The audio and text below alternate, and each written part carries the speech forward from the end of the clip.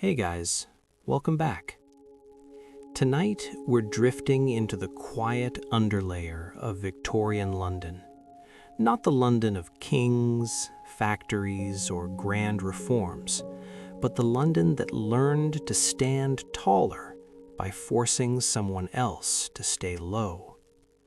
This is a journey through clean streets that erased lives, moral ideals that floated above touch, paperwork that decided who existed, and powerful ideas that never bent down far enough to meet the people beneath them. These are not stories of loud cruelty or open violence, but of gentle systems that worked too smoothly, too politely, and too well.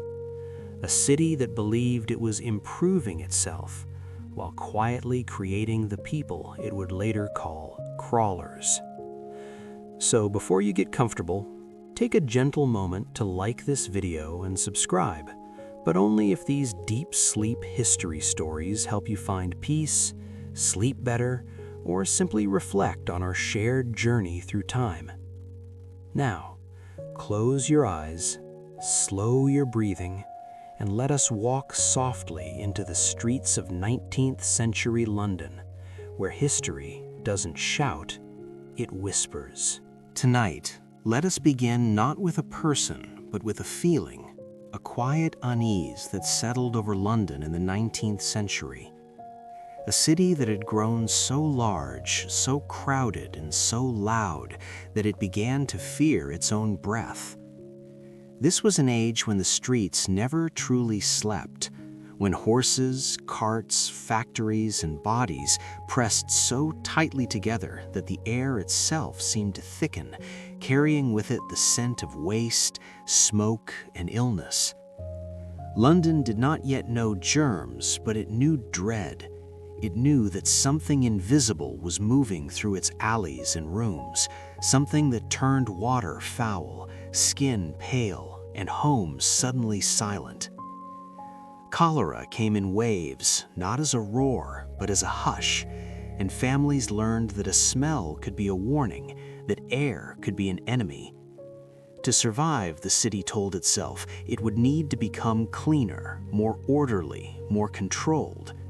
This belief did not arrive with shouting or cruelty, but with calm language and official tones, with reports written by men who spoke of progress and public good. Cleanliness was framed as care, as protection, as the necessary next step for a modern city. And so London began to reorganize not only its streets, but its sense of what belonged and what did not. In this moment, the ground beneath people's feet quietly changed. What had once been tolerated as part of urban life, the resting body, the lingering figure, the person who moved slowly or not at all, began to feel out of place. The city's fear was not dramatic, but it was persistent, and fear, when left unchecked, looks for shapes to manage. It looks for surfaces to wipe, corners to clear, and behaviors to correct. As pipes were laid and roads were widened, a new idea settled into the collective mind of London, that order itself could keep death away. The street was no longer just a shared space, it became a reflection of moral health. If the street looked clean, the city could imagine itself safe. If the street looked orderly, it could believe it was in control. And yet, beneath this calm ambition, another truth was quietly forming. Not everyone could move at the speed of reform. Not every body could keep up with the rhythm of improvement. As London learned to fear its own scent, it also learned to look away from whatever reminded it to vulnerability. This is where the story of the crawlers begins, not as a label, but as a consequence.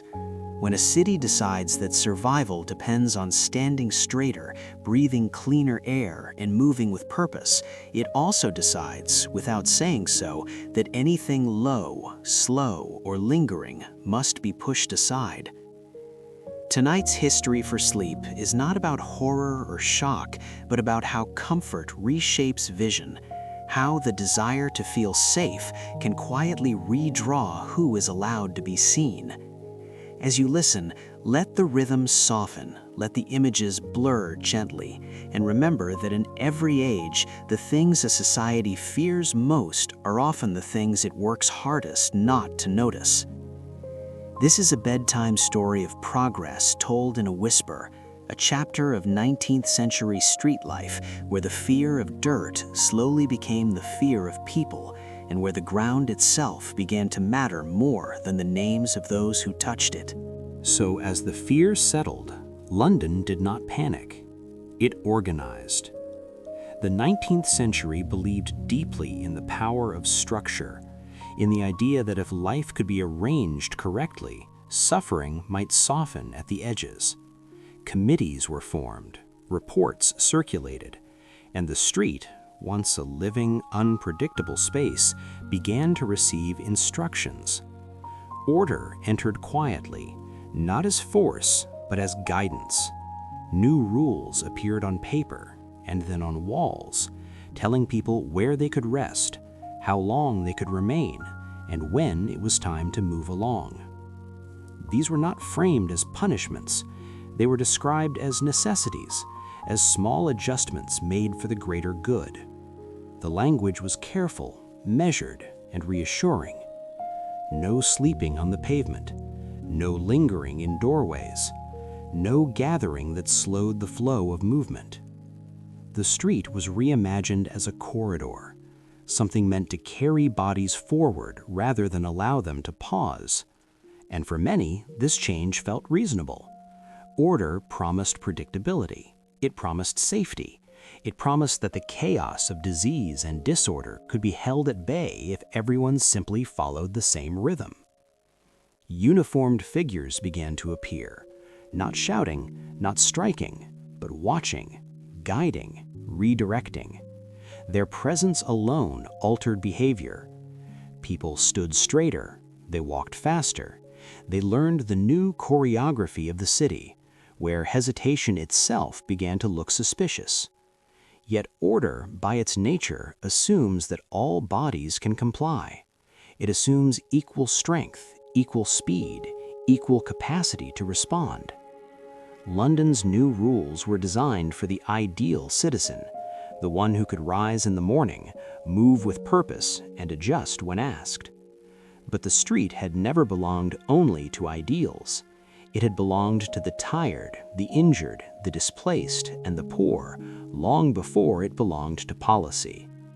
As order tightened its grip, the space for stillness began to shrink. To stop was to interrupt. To rest was to obstruct. And so those who could not maintain the city's tempo were gently but firmly pressed to the margins, not always by words, sometimes simply by presence, a glance, a pause beside them, the unspoken instruction to continue moving. For the city, this was efficiency. For the individual, it was disorientation. The familiar street became something else, a place where standing still invited attention, and attention carried consequence. Slowly, the meaning of public space changed. It was no longer a shared ground, but a managed surface, curated to reflect progress. The stones were scrubbed, the traffic flowed, the image improved. And beneath that image, something subtle happened. Movement became a moral act. To move correctly was to belong. To pause was to deviate. To lie down was to fail. Order did not announce this transformation. It did not need to. It embedded itself into habit, into expectation, into the silent agreement that good streets were busy streets, and that quiet corners were problems waiting to happen. This is how the crawlers began to appear, not as criminals, not as rebels, but as figures who could not keep pace with instruction. They were not chased at first, they were simply redirected, again and again, until the only remaining space was low and close to the ground, where the flow of the city could pass over them without interruption. In this way, order achieved what fear alone could not. It reshaped the street so completely that those who could not stand within its rules found themselves beneath them. And as the city breathed a little easier, believing itself calmer and more controlled, it rarely paused to notice who had been asked to move out of sight so that calm could exist at all. Once the rules were in place, the city no longer needed to explain itself. The street began to teach its own lessons. Those who moved easily learned quickly where to go, how to adjust their pace, and when to blend into the current. But not everyone had a body that responded so readily. Some were slowed by injury, by illness that lingered long after the fever passed, by exhaustion that sleep could not repair. Others were weighed down by years of labor that had bent their backs and stiffened their joints until standing upright became an effort rather than a habit. These people did not break the law, they simply failed to keep up with it. In a city newly devoted to motion, slowness became visible. To pause was to be noticed. To hesitate was to draw attention. And attention, even when silent, carries pressure.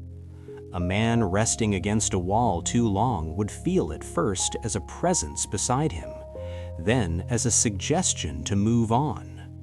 A woman sitting on a step would sense the shift in air when order passed by, calm and unyielding. There were no raised voices, no public scenes. The system did not require force. It relied on repetition. Again and again, the message was delivered gently. This is not a place to stop. Over time, people learned to adjust their bodies downward, closer to the ground, where the flow of the city was less demanding. Sitting became crouching, crouching became kneeling, and for some, kneeling became the only way to remain in the street without being constantly moved along. From there, it was a small distance to crawling. This was not a dramatic fall, but a gradual accommodation, a quiet negotiation between flesh and pavement. The crawlers were not born in a single moment. They emerged as a response to constant motion, as bodies adapting to survive within a space that no longer allowed rest at eye level. Near the gutters and the edges of the road, movement was slower, less scrutinized. The city's attention passed overhead, focused on faces that remained upright. Down below, near the stones and the runoff of daily life, there was a narrow margin of tolerance. It was here that those who could not move fast enough learned to exist.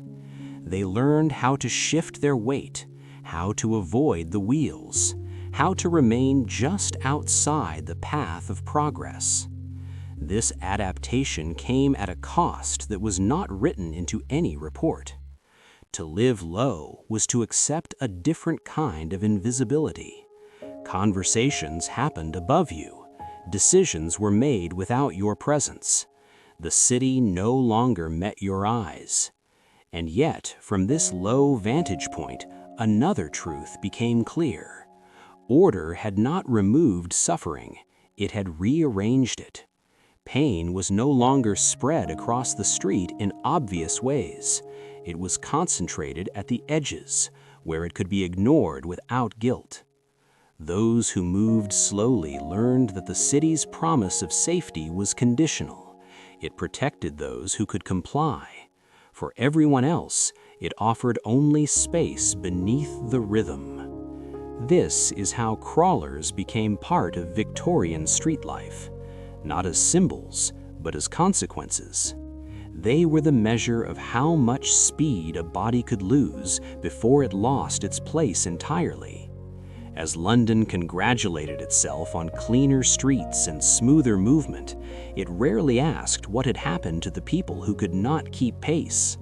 They had not vanished, they had simply descended, adjusting themselves to the only position the city still allowed. and as night fell and the flow of traffic softened, their presence remained, close to the ground, carrying the quiet truth that progress does not erase fragility, it only teaches it where to hide. In this history for sleep, remember that behind every orderly surface lies a slower story, one that moves at the pace of breath rather than ambition, and that in Victorian London, those stories lived just beneath the feet of those who never needed to look down. Over time, the rules of the street did more than organize movement. They began to shape judgment.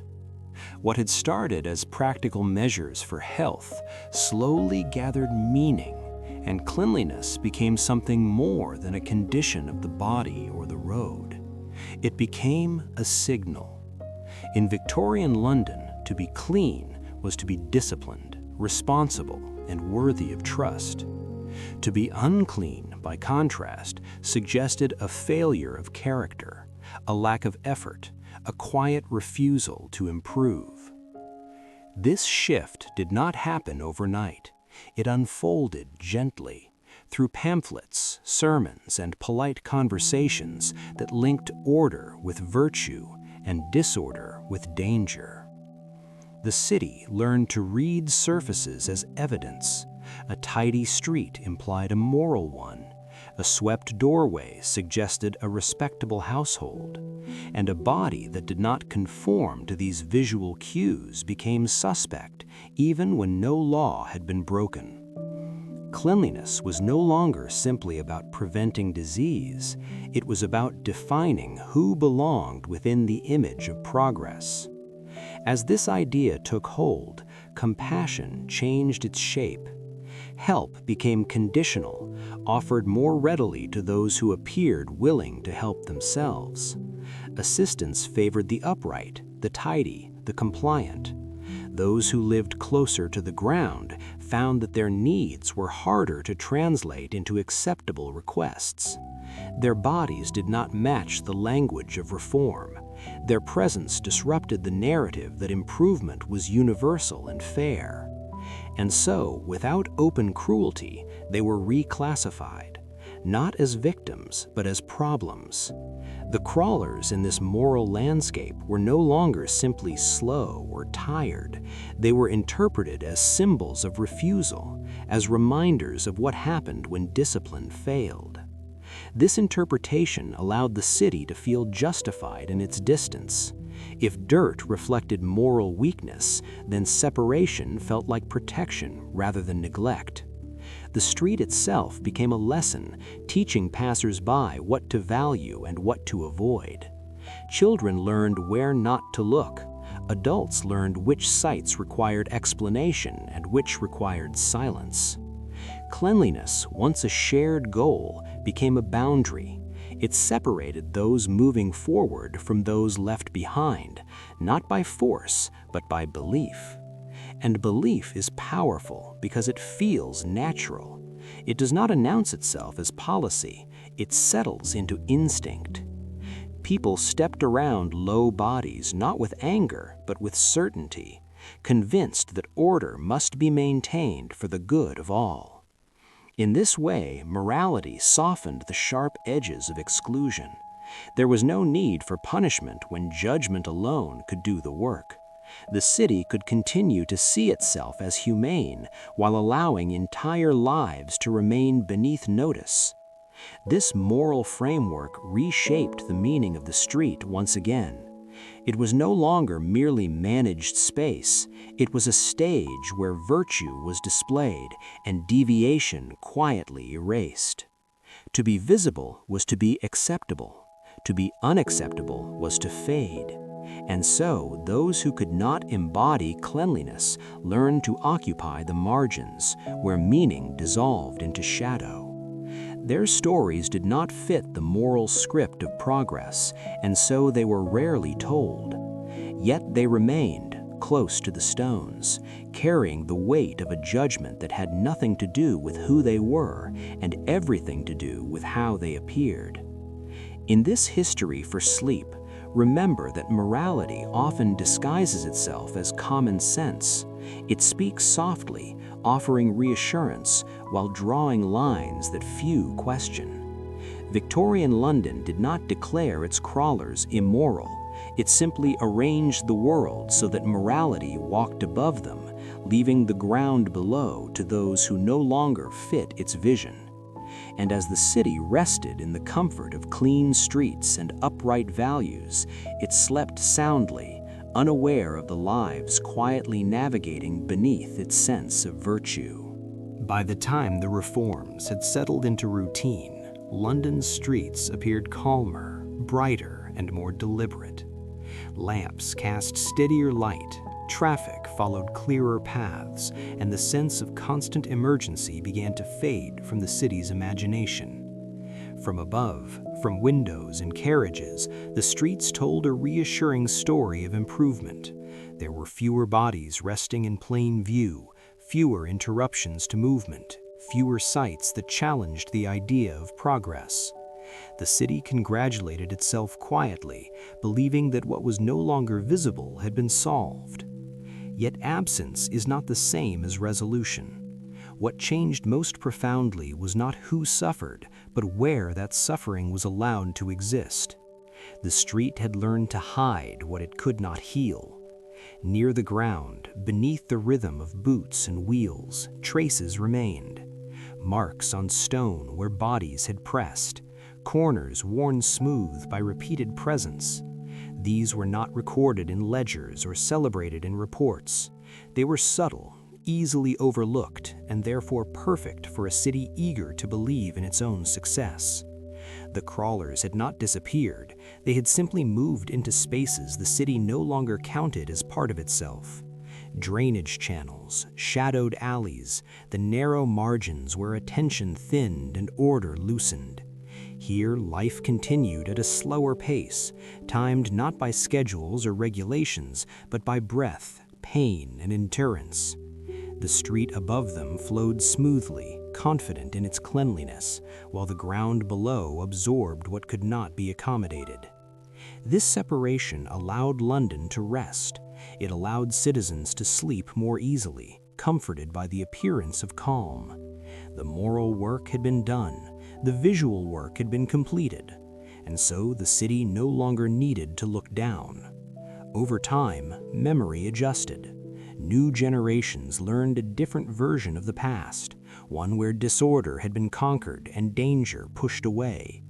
The language of reform framed this as triumph. But history, when listened to closely, speaks in quieter tones. It reminds us that progress often rearranges pain rather than removing it, shifting it out of sight so that the surface may remain undisturbed. In the stillness of night, when the streets emptied and sound softened, the ground kept its record. It remembered the weight of bodies that had learned to stay low, to move carefully, to exist without interrupting the city's story about itself. This is why the crawlers matter to the history of Victorian London, not because they were numerous or dramatic or loud, but because they reveal the cost of comfort. They show us what happens when safety is measured by appearance and order by smoothness alone. As this chapter closes, let the image linger gently. A clean street under lamplight, orderly and quiet, and beneath it a second layer of life, unseen but present, holding the residue of choices made in the name of health and progress. This is a bedtime story not of villains or heroes, but of surfaces and depths, of what is shown and what is quietly set aside. And as the city sleeps, satisfied with what it sees, history continues beneath the stones, waiting patiently for someone willing to listen from closer to the ground. As the night deepens, the story of Victorian London shifts gently from streets and stone to posture and expectation, from the ground beneath the feet to the invisible standards that held people upright. In the 19th century, society cherished an image of the ideal woman that was as carefully maintained as any clean boulevard. She was expected to stand straight, Not only in body, but in spirit, her life aligned neatly with the lines drawn by marriage, respectability, and restraint. This image was everywhere, in magazines, sermons, novels, and conversations held behind lace curtains. It was calm, reassuring, and seemingly protective. To embody it was to belong, to move through the city without friction, to be seen without explanation. The upright woman did not attract attention because she fit so perfectly into the frame of what was considered proper. She was modest but not invisible, present but never disruptive. Her posture was a promise, signaling stability in a rapidly changing world. As factories rose and streets filled with strangers, this ideal offered a sense of order within the private sphere. It suggested that even if the city felt uncertain, the household could remain steady, anchored by a woman who knew her place and held it firmly. Yet this ideal was not simply admired, it was enforced through expectation rather than law.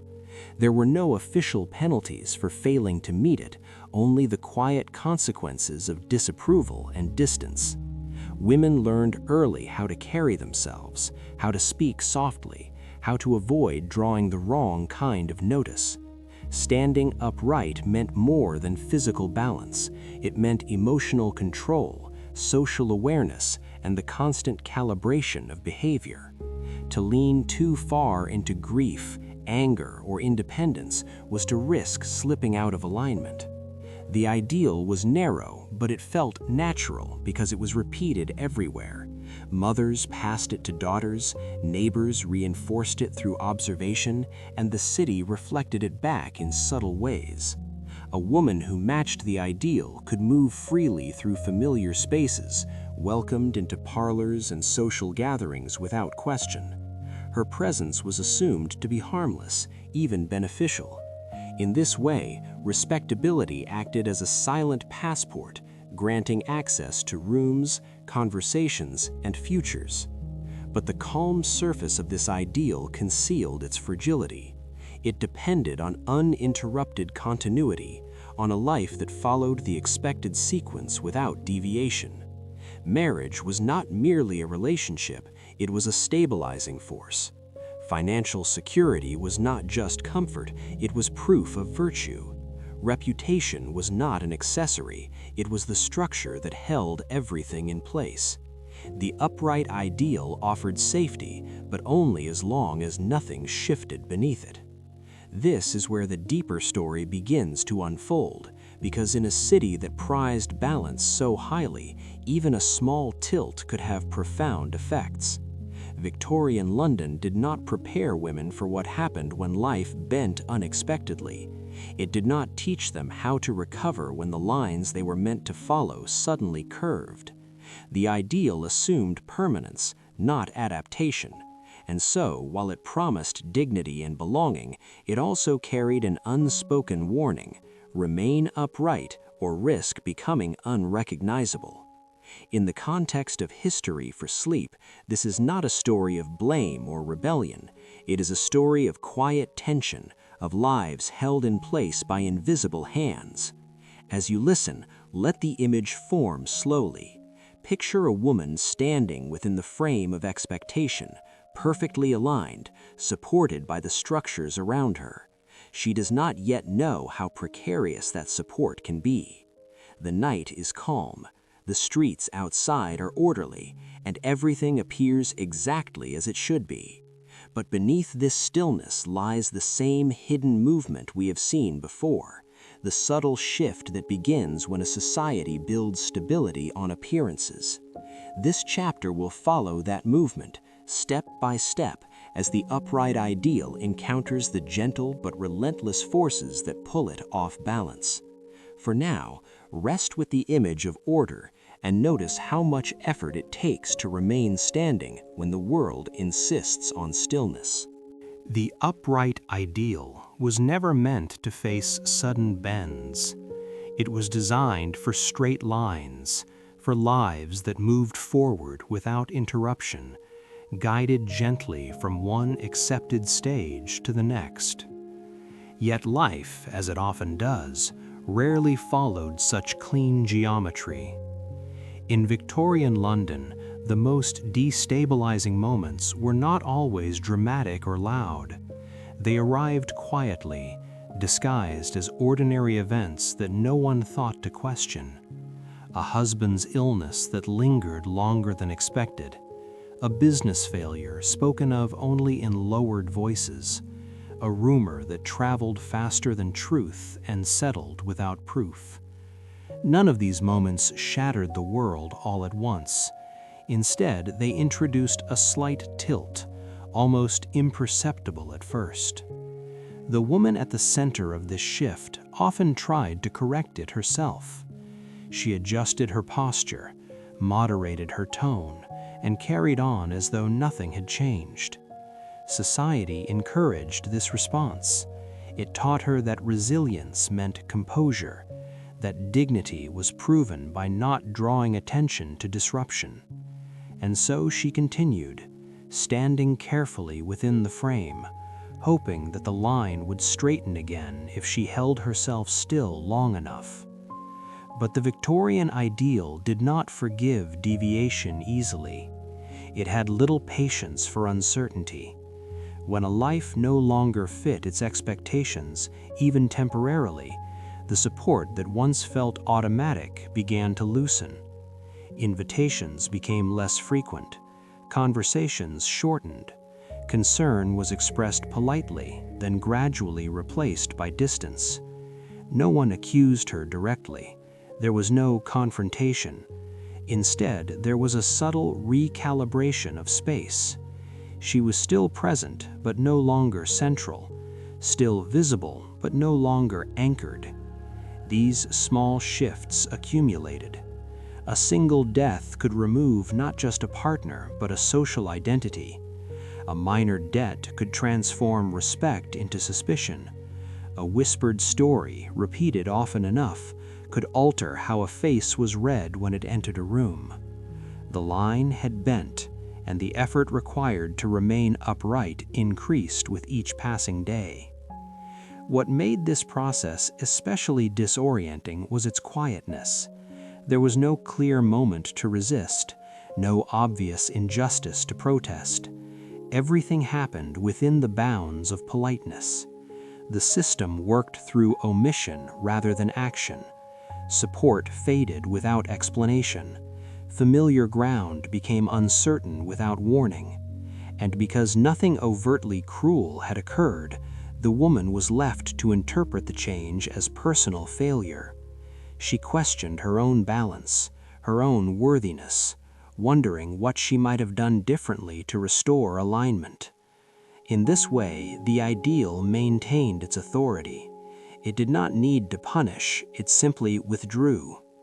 The city around her continued to function smoothly, offering no acknowledgement of her internal recalculation. Shops opened, streets bustled, life moved forward, and she was expected to move with it, even as the path beneath her feet curved unpredictably. This is where the deeper tension of the crawler's story takes shape, not through sudden collapse, but through gradual displacement. When the line bends and support recedes, standing becomes labor, balance becomes effort, and the fear of falling begins to shape every movement. In the language of history for sleep, this is not a tale of scandal or spectacle. It is a meditation on fragility, on how quickly stability can become conditional. Victorian London valued women who embodied certainty. It had little space for those navigating ambiguity. And so when life bent the line, many women found themselves quietly leaning into the margins, adjusting their posture not out of choice, but necessity. The bend itself was not visible to others, only the consequences were. And as the night deepens, this gentle distortion becomes the turning point, the moment when uprightness is no longer guaranteed, and the ground begins to feel closer than it once did. There was no single moment when the doors closed. That is what made the change so difficult to name. In Victorian London, exclusion rarely arrived with a sound.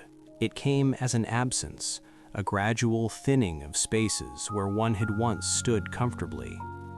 After the line had bent, after the ideal no longer aligned perfectly, the world did not push women out. It simply stopped making room.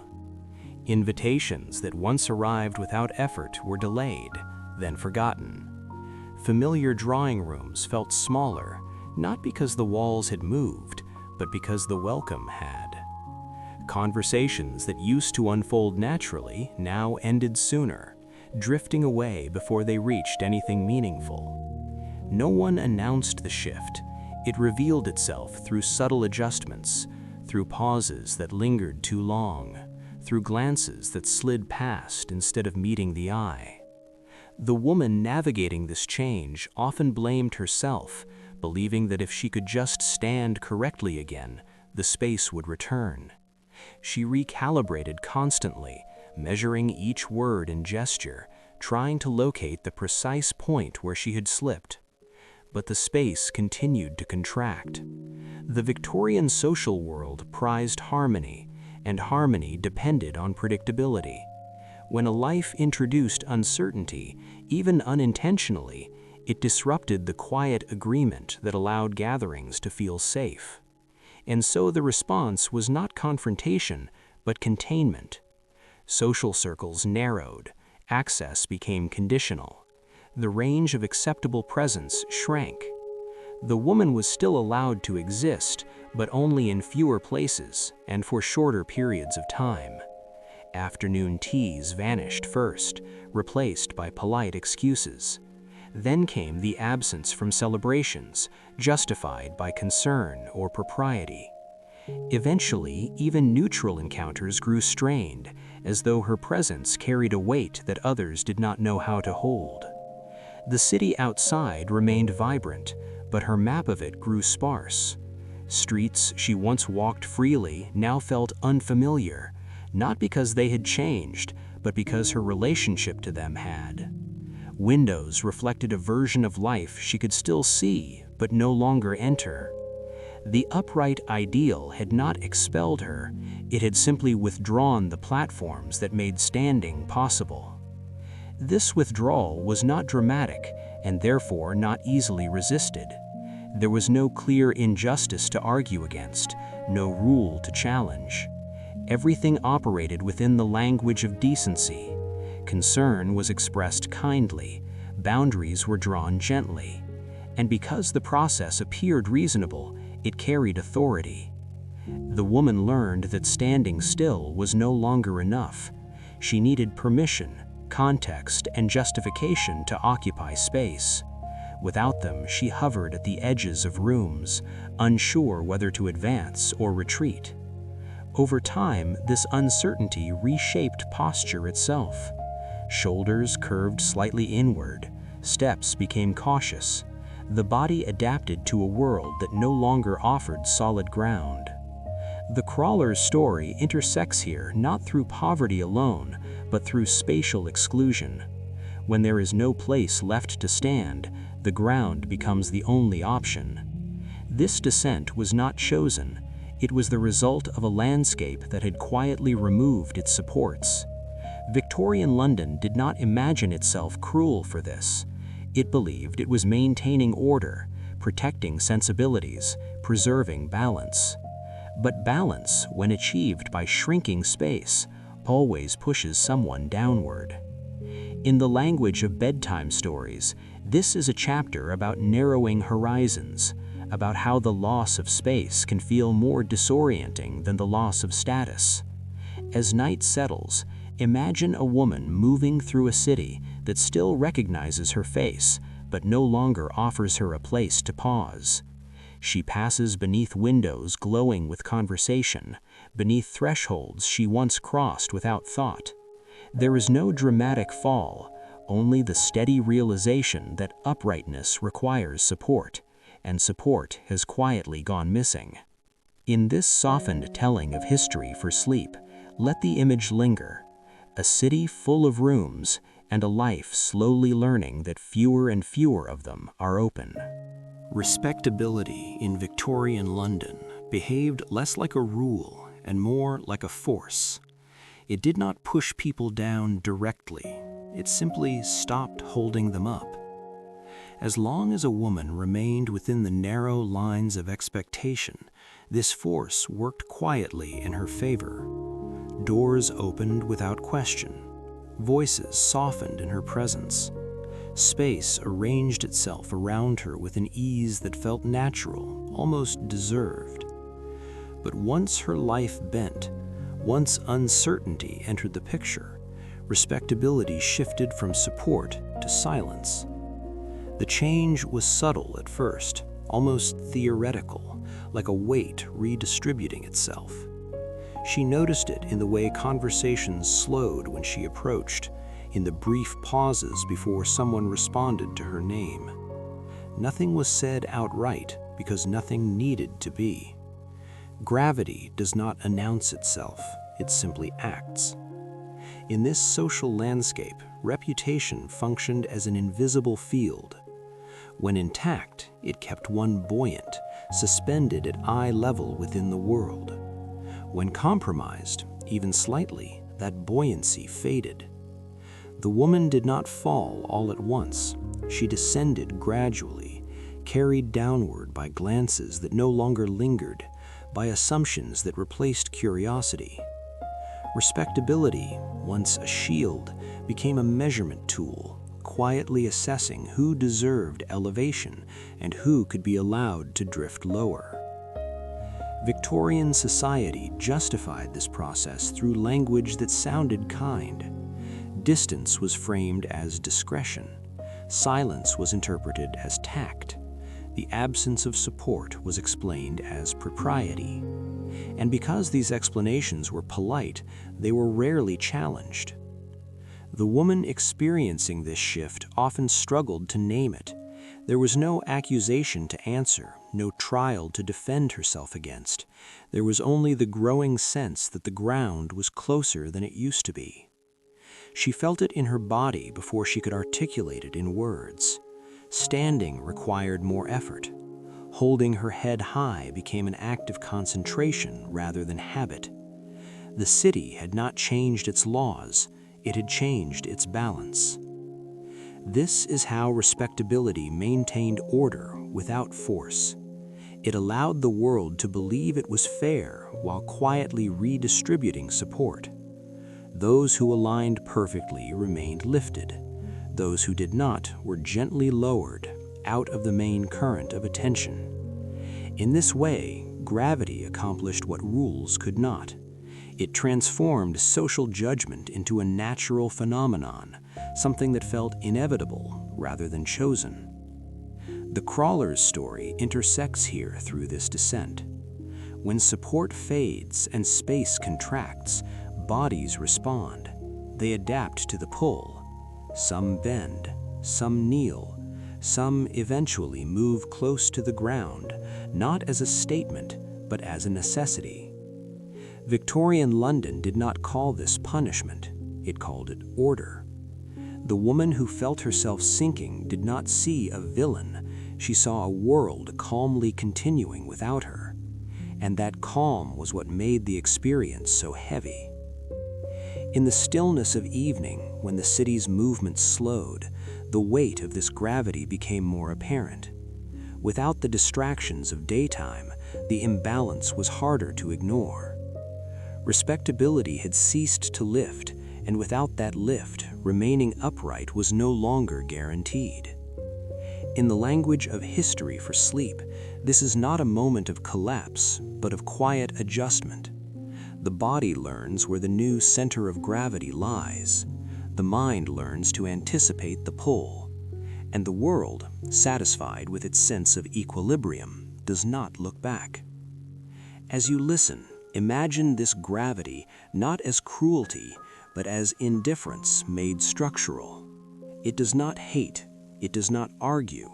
It simply allows some lives to remain elevated while others settle lower, closer to the ground where attention thins. This is how a society can appear gentle while reshaping lives profoundly. And as night deepens, the image holds. A woman, once supported by invisible forces, now carefully negotiating each step, aware that respectability no longer floats her upward, but waits silently to see how far she will fall. By the time Respectability had finished its quiet work, the city looked unchanged to most eyes. The same streets, the same houses, the same windows glowing softly in the evening light. But for the women who had slipped out of alignment, the city was no longer arranged at eye level. It existed above them, framed by windows they now passed beneath rather than entered. These were streets once walked without thought, places where names had been recognized and gestures returned. Now they were corridors of memory, lined with reminders of a life that still unfolded just beyond reach. Moving beneath the windows became an unspoken adaptation. It was not a decision made in a single moment, but a posture learned over time. When standing invited questions and presence required explanation, it became easier to remain unnoticed. The body learned how to lower itself, how to pass quietly, how to avoid the subtle signals that once demanded participation.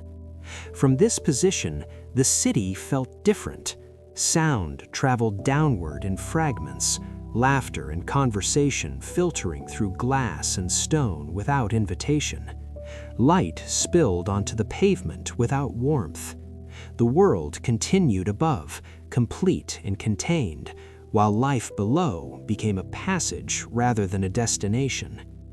Victorian society did not mark this transition as failure. It did not need to. The language of propriety had already done its work. A woman moving beneath the windows was no longer read as central to the story. She became background, part of the street rather than the room. This shift allowed the city to maintain its sense of harmony. Nothing appeared broken. The social order remained intact, visible through curtains and doorways. What had changed was simply the level at which certain lives were allowed to exist. In this way, morality and movement converged. To remain upright was to remain legible. To drift lower was to become something that did not require acknowledgement. The crawler's story echoes here, not through identical circumstances, but through the same downward adjustment. When support disappears and gravity takes hold, bodies adapt. They find the paths of least resistance, the routes that allow survival without confrontation. For some women, this meant shrinking their presence, reducing their visibility, and learning the geography of exclusion. The city's beauty remained, but it was experienced from below, through reflections and echoes, rather than direct participation. At night, this separation felt most pronounced. As the city settled into quiet routines, the contrast sharpened. Inside, behind glass, lives unfolded with continuity and assurance. Outside, beneath those same windows, movement was cautious and transient. The woman passing through did not demand entry. She no longer expected recognition. Her relationship with the city had changed from belonging to passage. This is not a story of sudden ruin. It is a story of descent so gentle that it could be mistaken for choice. Victorian London excelled at this kind of transformation. It allowed people to move downward without ever naming the fall. And because the descent was quiet, it felt natural, even inevitable. Yet beneath this inevitability lies the undercurrent truth that binds these stories together. When a society defines worth by posture, alignment, and appearance, those who cannot maintain the required position are not expelled. They are repositioned. They are lowered until they no longer disrupt the image above. As this chapter closes, hold the image softly. A woman moving beneath familiar windows, her steps careful, her presence light. She is not erased, but she is no longer framed. The city sleeps peacefully, satisfied with the order it sees. And beneath that calm surface, history continues its slow movement, carrying lives that have learned how to exist without being looked at. This is the quiet ending of the upright ideal, not with collapse, but with relocation. And as we move onward in this history for sleep, remember that every clean surface, every harmonious scene, rests upon layers of life that have been gently moved out of view. So Victorian London moved deeper into the 19th century. The city began to understand itself through ink. What had once been known by habit, memory, and proximity was slowly translated into paper. Lists emerged quietly at first, practical tools meant to organize a growing population. Registers of births and deaths, addresses, occupations, households. Nothing dramatic, nothing threatening, just order gently imposed. The city did not announce this transformation as a turning point. It presented it as improvement. Writing things down made London feel legible, manageable, modern. Streets that once existed only through lived experience now appeared on maps. Lives that once unfolded privately were summarized in neat lines of text. The act of listing carried reassurance. If everything could be named, counted, and filed, then nothing would spiral beyond control. This was the promise of administration, and it felt comforting in a city expanding faster than anyone could fully grasp. The age of lists did not begin with suspicion. It began with trust. Trust that paper could hold reality steady. Trust that ink could replace memory without loss. Trust that a written city would be safer than an unwritten one. Clerks worked methodically, copying details from one ledger to another, unaware that they were shaping a new boundary of existence. To be listed was to be acknowledged. To be recorded was to be real in the eyes of the state. This shift was subtle but profound. It changed where meaning lived. Existence no longer depended solely on presence in a neighborhood or recognition by others.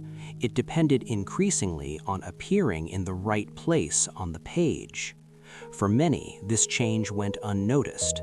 Their names flowed easily into the new systems. Addresses were stable. Occupations were recognized. Their lives translated cleanly into columns and categories.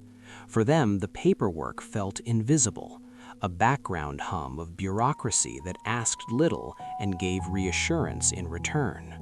But for others, the act of being written down was less straightforward. The city was learning to see itself in abstraction, and abstractions have edges. Lists require clarity. They resist ambiguity. They prefer fixed points to fluid lives.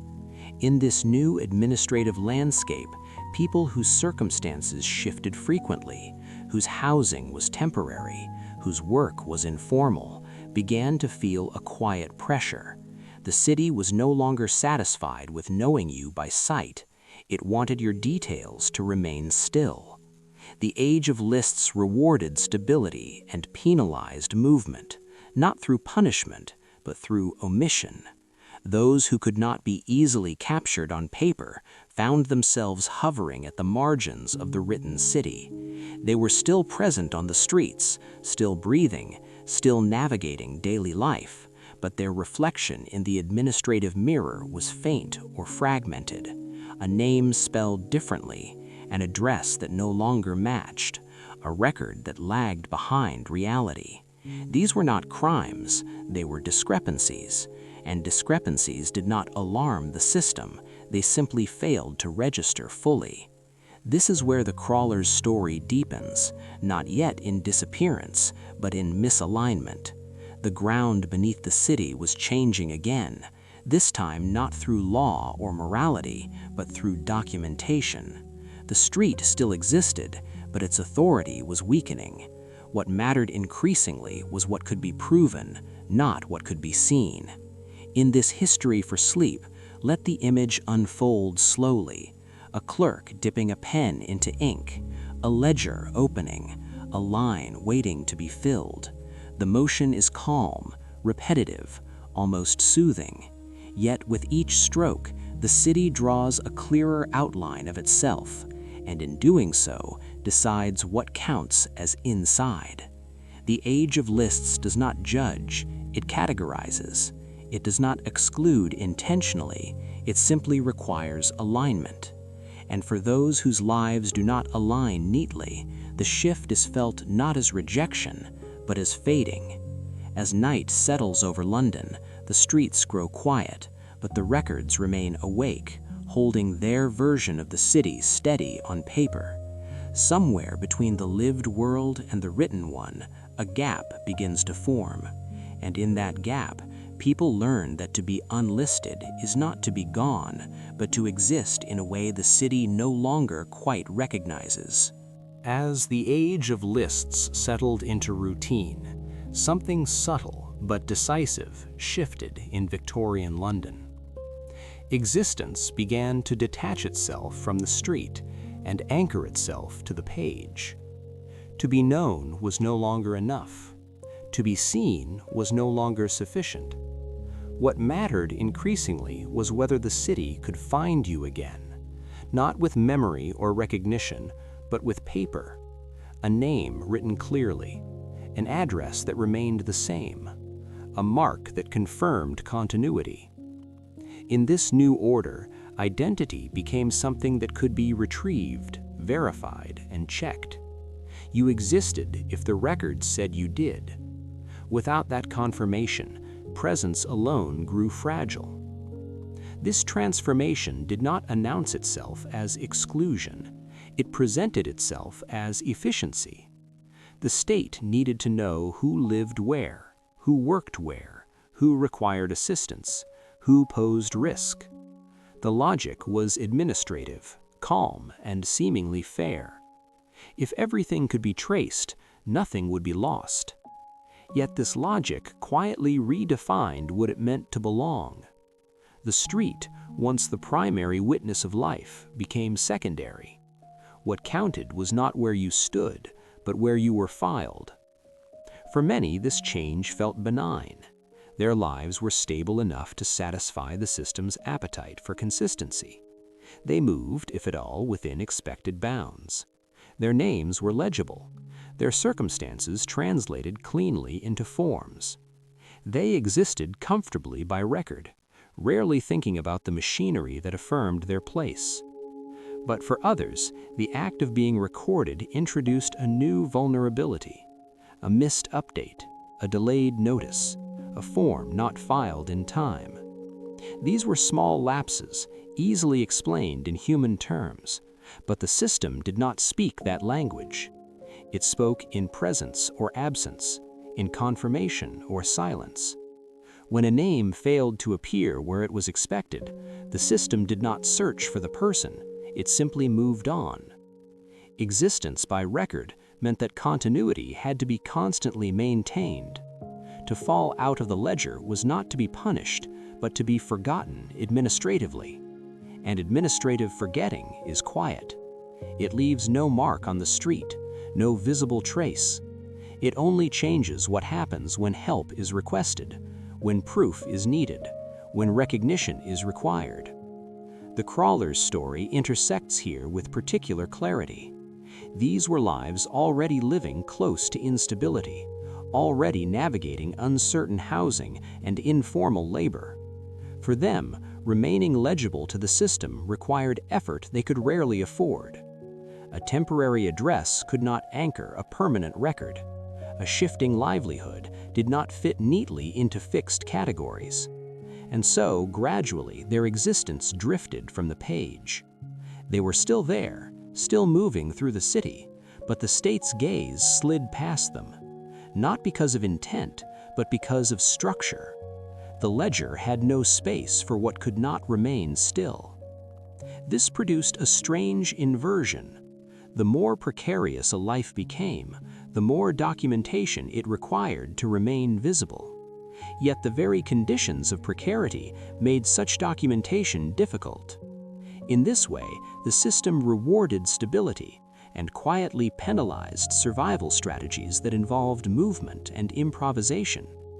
Existence by record did not adapt to the lives it described. It expected lives to adapt to it. Those who could not do so did not disappear dramatically. They thinned. They faded from the places where decisions were made. They learned that being unseen on paper carried consequences long before it carried danger on the street. Aid could not be accessed. Work could not be verified.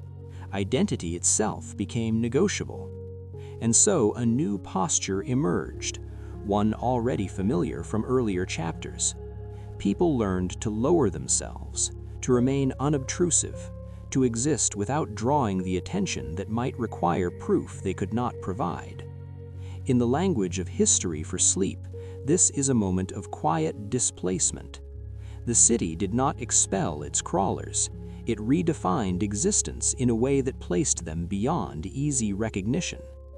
As night falls, imagine the records resting in offices, drawers closed, ink drying.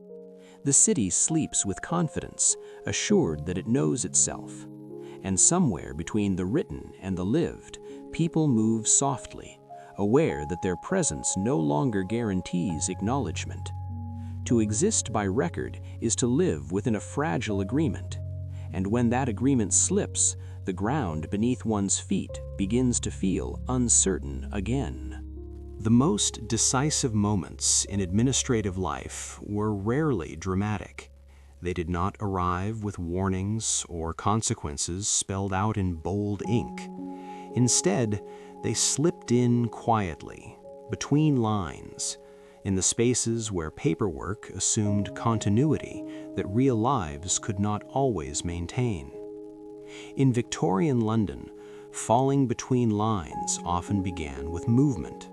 A change of lodging not recorded, a night spent in a different parish, a week that stretched longer than expected before returning to a familiar address. These were ordinary adjustments, made for survival, convenience, or necessity. But the system did not read them as such. It read stillness as truth. Anything else appeared as inconsistency. When records failed to align, the discrepancy did not cause alarm. It caused absence. A name did not vanish. It simply failed to appear where it was expected. And in a system built on alignment, failure to appear was enough. The city's administrative rhythm continued, steady and confident, while the person whose life had shifted discovered that nothing was quite attached anymore.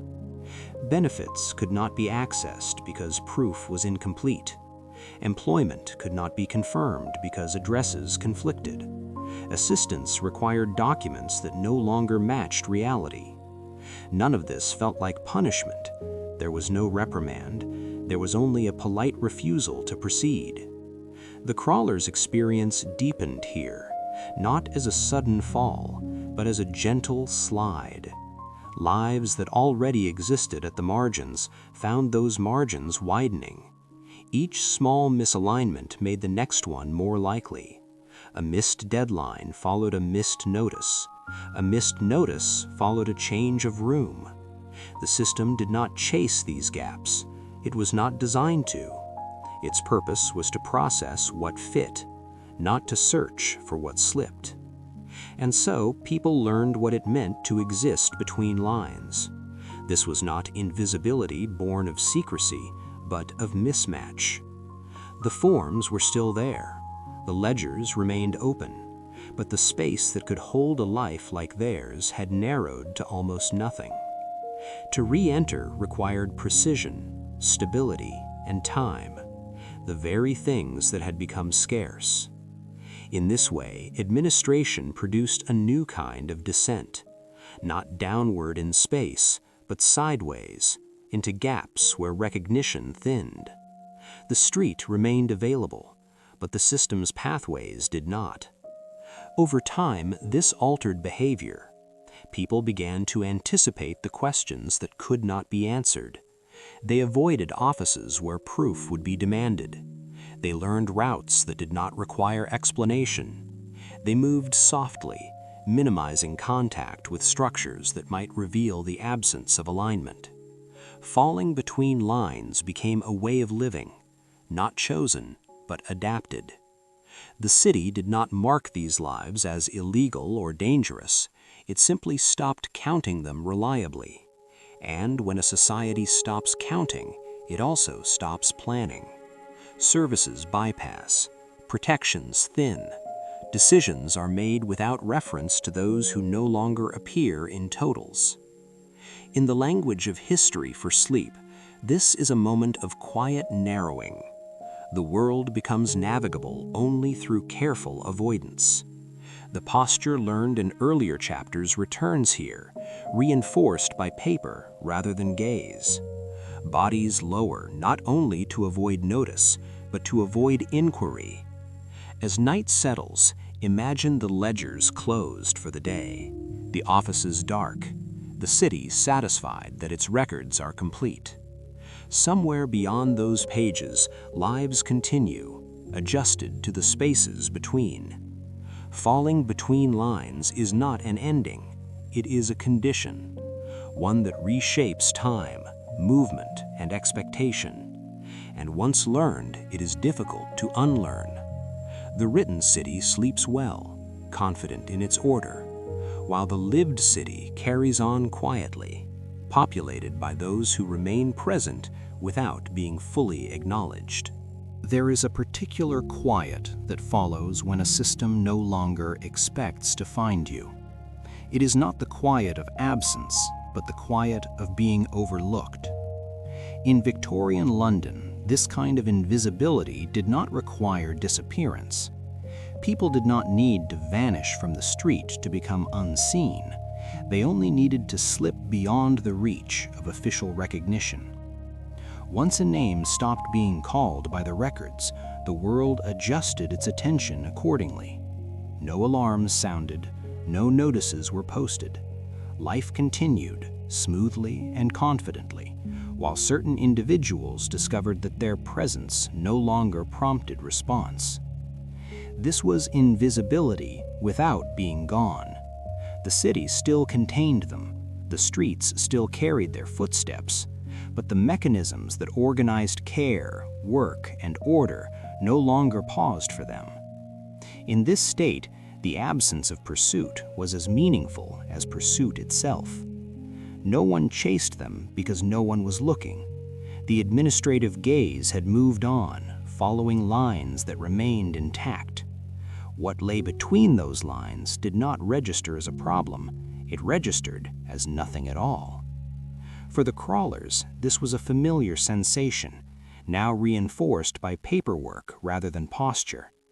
They learned that being unseen by the system did not bring freedom, it brought uncertainty. Without records to anchor them, every interaction carried risk. Any moment of attention could demand proof they did not possess. And so they adapted again, refining the art of quiet movement. They chose paths where questions were unlikely. They timed their presence to moments when oversight was minimal. They learned how to exist without triggering inquiry. This was not secrecy born of guilt, it was caution born of experience. Invisibility became a form of shelter, imperfect but necessary. Victorian London did not frame this condition as failure, it framed it as neutrality. If the system did not see you, it did not intervene.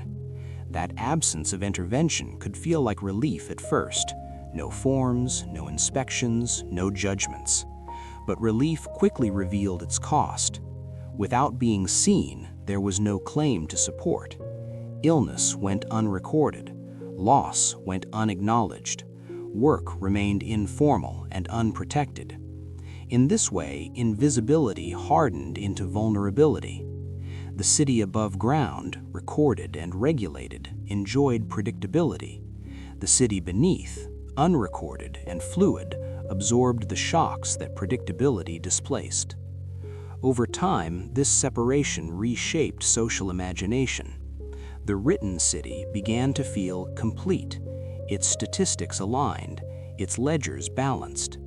The absence of certain lives from those pages created the illusion of resolution.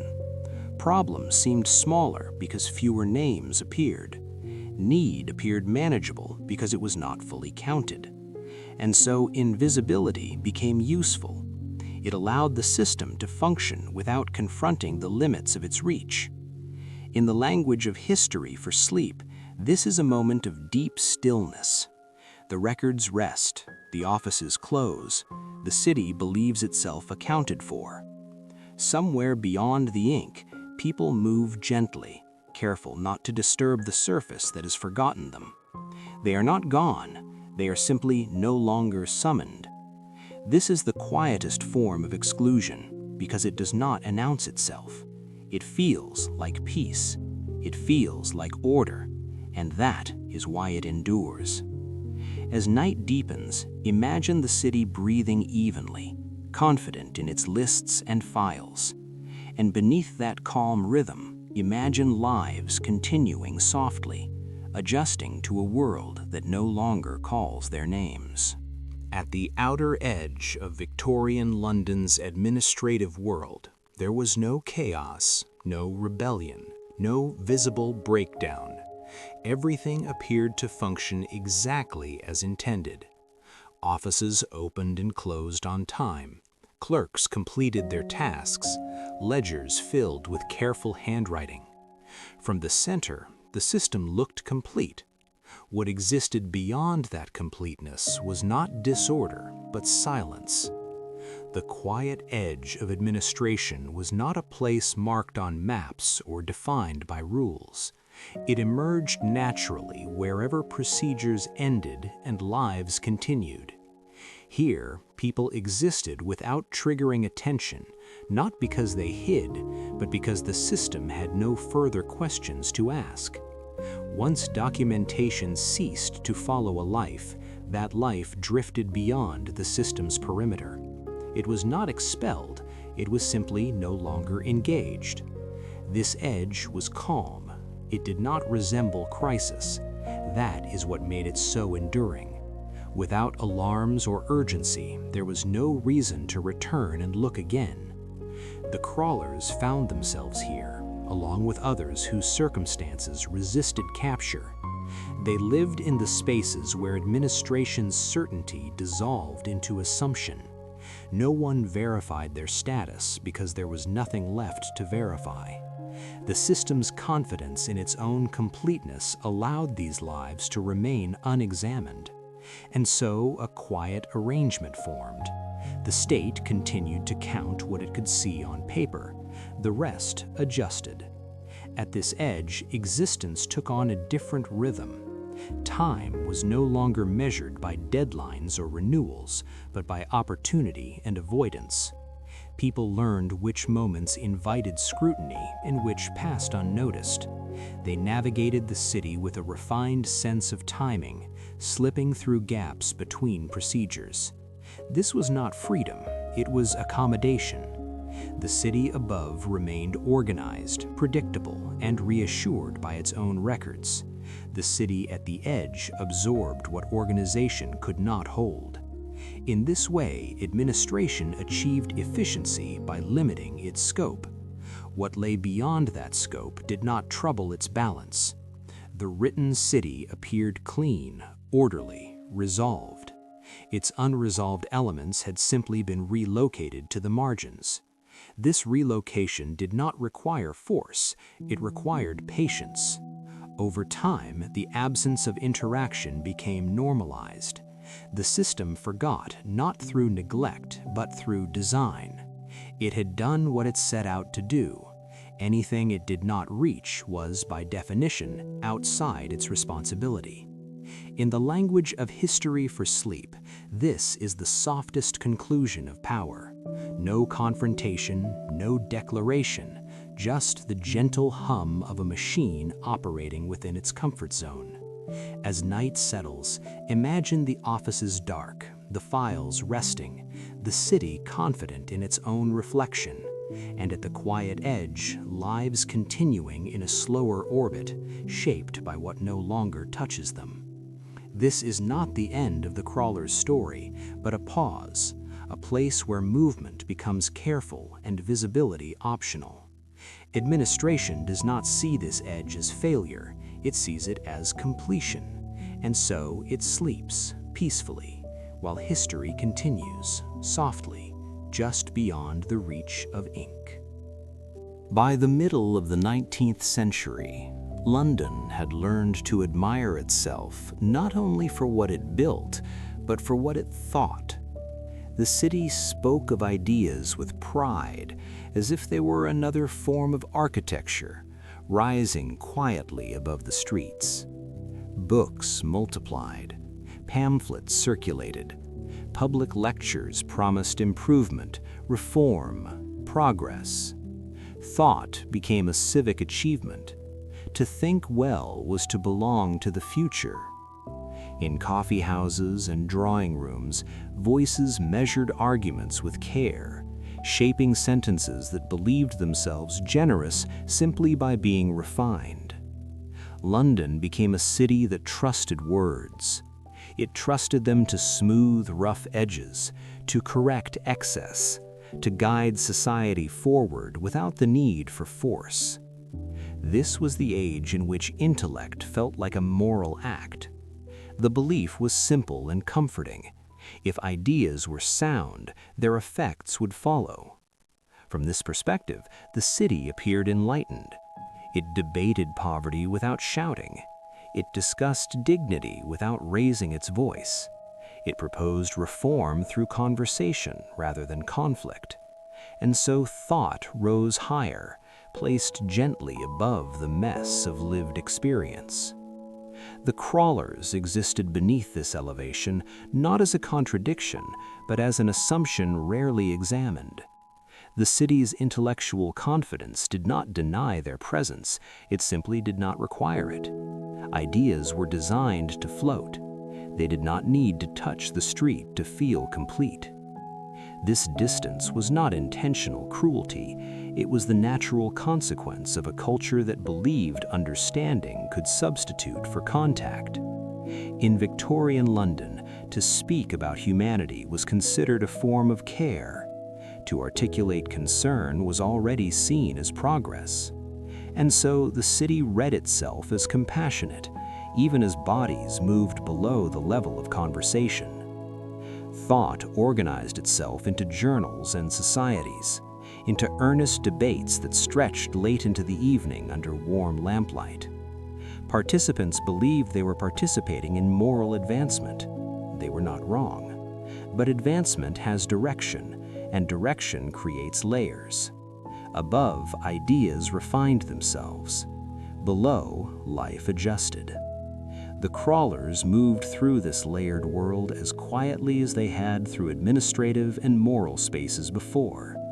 They did not interrupt discussions. They did not demand entry into rooms built for abstraction. Their existence was already accounted for in theory. Poverty was a topic. Dignity was a principle. Suffering was a subject. These words did not require proximity. They required agreement. In this way, London became a city of thought that felt complete without ever bending down. The city's pride rested not in resolution, but in articulation. To name a problem was to feel that something had been done. To frame it correctly was to believe it was already on its way to being solved. And so the crawlers passed beneath libraries, beneath lecture halls, beneath printed optimism. Their movement did not contradict the ideas above them, it supported them by remaining unseen. In the language of history for sleep, this is a moment of gentle separation. The city dreams of itself as wise, while life continues in layers it does not fully feel. As night settles over London, imagine the glow of windows filled with books, the soft murmur of thoughtful voices, the sense of calm that comes from believing the world is being understood. And beneath that calm, imagine footsteps moving slowly along the street, carrying the weight of a life that has never been invited into the conversation, yet has always been there, supporting the silence that allows ideas to rise. Ideas, once lifted high, begin to create distance without intending to. In Victorian London, this distance was not measured in streets or walls, but in comfort. Conversations about reform unfolded in rooms designed for calm. Chairs were cushioned, tea was poured. The air was warm and steady, protected from the damp unpredictability of the street. Here, ideas could take their time. They could unfold carefully, refined by education and shared assumptions. This environment encouraged a particular confidence, the belief that clarity itself was a form of action. To define a moral position felt like movement. To articulate compassion felt like intervention. And so, distance grew quietly, not from indifference, but from insulation. The insulation was one of belief in progress. The crawlers lived just outside these rooms, sometimes only a few steps away, yet separated by layers of habit and expectation. Their lives did not intrude upon discussion unless invited, and invitation rarely arrived. Not because the thinkers were cruel, but because proximity was not required for sincerity. The language of progress did not demand physical closeness. It asked only for agreement.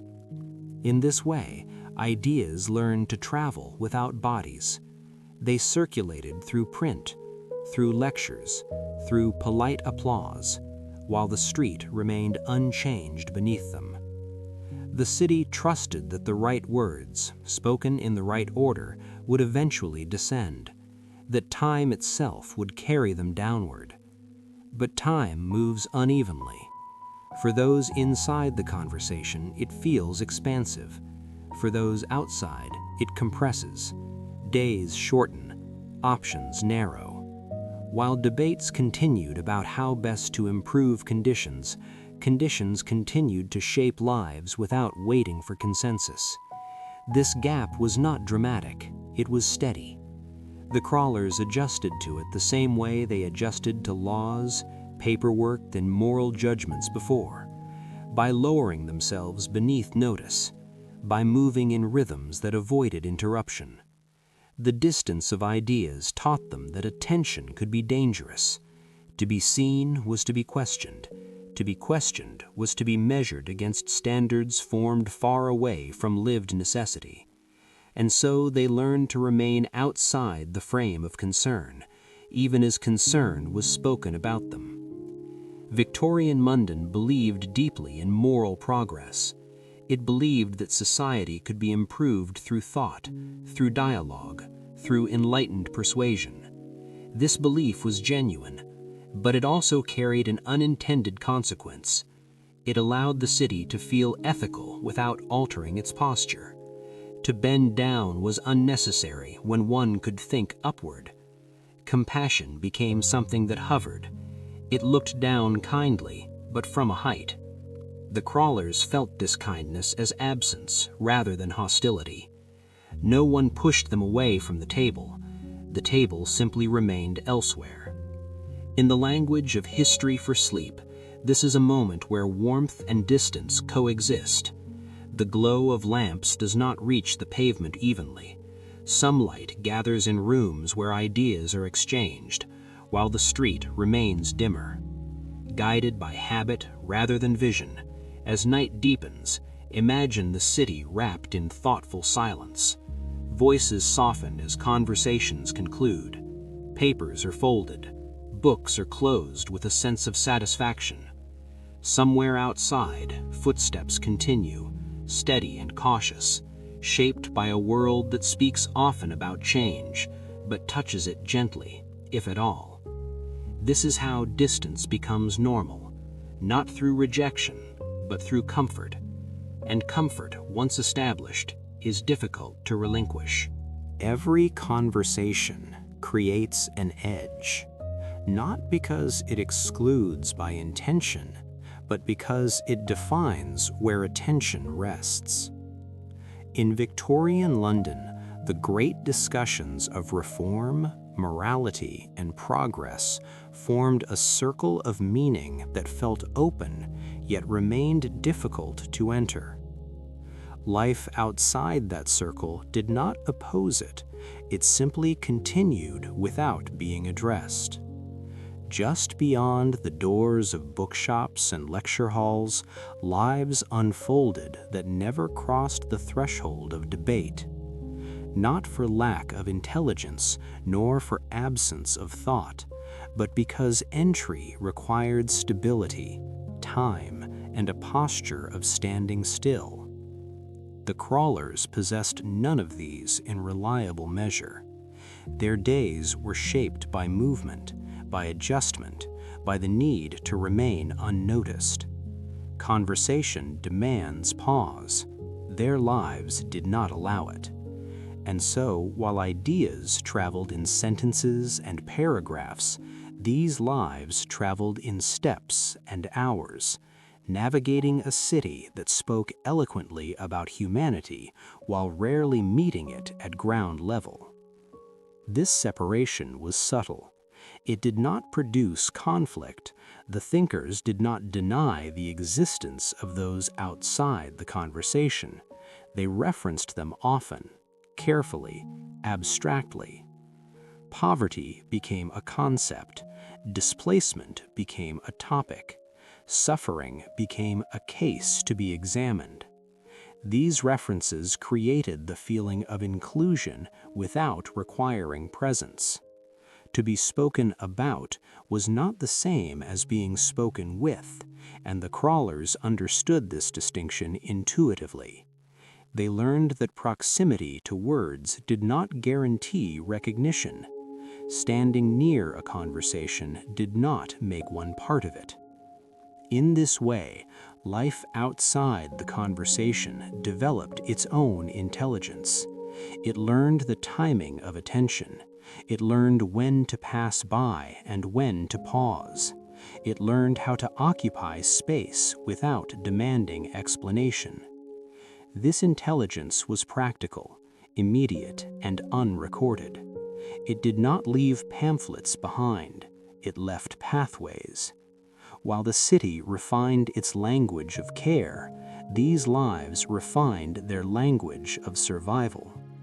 The distance between the two grew not from neglect, but from differing needs. The conversation required clarity. Life required flexibility. The conversation sought coherence. Life accepted fragmentation. And so they drifted apart, each becoming more complete in its own terms. The crawlers did not resent the conversation. Resentment requires expectation. Instead, they adjusted to its presence like weather, something that shaped conditions without offering shelter. In the language of history for sleep, this is the moment where quiet endurance replaces hope of entry. The city continues to talk.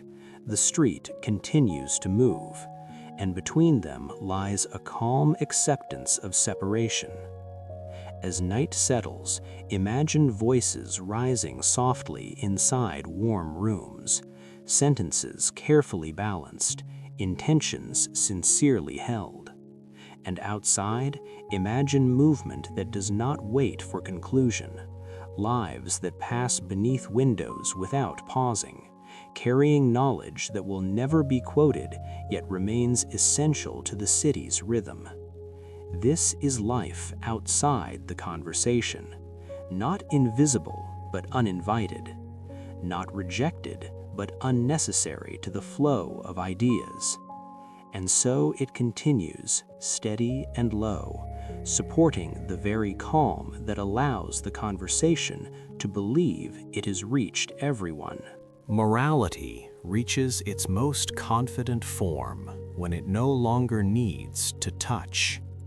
In Victorian London, goodness was often understood as alignment with principle rather than engagement with circumstance. To hold the right belief was considered sufficient. To express concern was treated as evidence of care.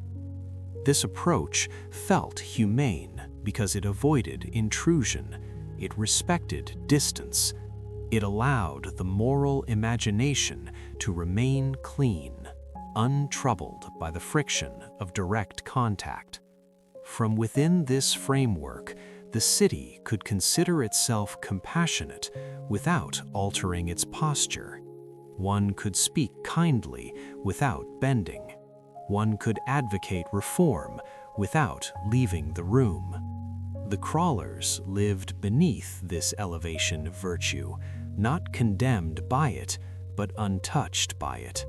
Morality did not strike them down, it simply passed above them. This was its gentlest form, and therefore its most durable. The absence of contact was framed as respect.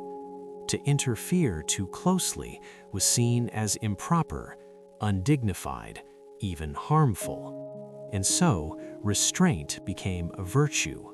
Distance became politeness. In this polite distance, entire lives unfolded without being interrupted by help that required presence. Victorian moral discourse prized intention over proximity. It believed that doing good began in the mind and flowed outward naturally. But flow requires channels, and channels require descent. Where descent did not occur, goodness hovered. It remained visible, audible, admirable, yet ineffective at ground level. The crawlers sensed this hovering goodness as a ceiling. It did not oppress them, it limited what could reach them. They were not excluded by malice, but by elevation. This distinction mattered deeply because it made the arrangement feel ethical. No one felt responsible for what they could not reach. The city learned to praise restraint as wisdom. To keep one's hands clean was to keep one's conscience clear. And so, morality became something that observed rather than engaged. It watched from above and trusted that awareness itself would suffice. In the language of history for sleep, this is the moment when virtue becomes weightless. It floats free of bodies and consequences, resting comfortably in speech in print. Below, life continues to carry weight. The crawlers adjust to this condition by lowering expectations rather than raising demands. To ask for contact would require entering a space where posture mattered, where one had to stand straight and speak clearly. They did neither. And so, morality without contact became another layer of the city's architecture, invisible yet influential. It shaped how help was imagined, how responsibility was distributed, and how absence was justified. As night deepens, imagine moral certainty settling like a soft fog over the city, reassuring and gentle. It does not disturb, it does not descend. And beneath it, imagine lives continuing carefully, shaped not by cruelty, but by the quiet limits of goodness that never bends down far enough to touch. Words have weight, but they do not always rest where lives are carried. In Victorian London, language grew tall, concepts expanded, principles were refined until they stood like pillars, strong enough to support an entire moral vision. These words filled books, speeches, and conversations, forming a canopy of meaning above the city. Beneath this canopy, life continued to move at ground level. adapting to shadows cast by ideas too high to touch. The crawlers passed under these words every day, not in opposition to them and not in ignorance of them, but in quiet proximity. They heard fragments of language drifting down through open windows. They felt the presence of meaning without receiving its shelter. This passing beneath words shaped posture. One learned to move low, to avoid colliding with concepts that required standing still and speaking clearly. Words asked for explanation, lives asked for continuation. And so the crawlers chose movement. They passed under libraries without entering, under speeches without listening fully, under morality without being addressed directly. This was not exclusion enforced by force, it was gravity. Ideas, once elevated, pull attention upward. What remains below adapts by becoming lighter, quieter, less demanding. The crawlers did not challenge the height of language. Height cannot be argued with, it can only be passed beneath. Over time, this passing became habitual. Words no longer felt like invitations, they felt like weather, present and shaping, but not to be engaged with directly. The city above spoke confidently of itself, convinced that articulation was a form of care. The city below learned to read care by its absence. When words did not descend, bodies adjusted. This adjustment did not announce itself as loss, it presented itself as survival. In the language of history for sleep, this is the final soft motion. The city's greatest ideas remain intact, admired and quoted. Beneath them, lives continue without contradiction, simply out of reach. As night settles fully, imagine London at rest. The arguments have concluded, the books are closed, the lamps dim. Words remain where they are, held gently by shelves in memory. And below them, imagine movement that does not disturb this order. Quiet footsteps passing under sentences, under principles, under the city's belief in itself. This passing does not seek recognition, it seeks continuity. And in that continuity, the crawlers persist, not because they chose to be low, but because the city's balance required someone to remain there.